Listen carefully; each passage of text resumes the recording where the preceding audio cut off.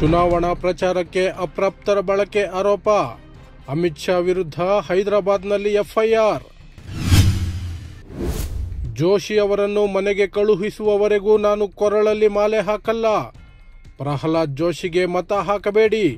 ದಿಂಗಾಲೇಶ್ವರ ಸ್ವಾಮೀಜಿ ಕರೆ.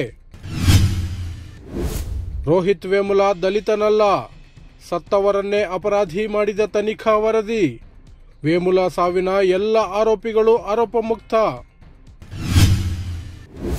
Prajwal Revanna pen drive ಮತ್ತು ಅತ್ಯಾಚಾರ ಪ್ರಕರಣ.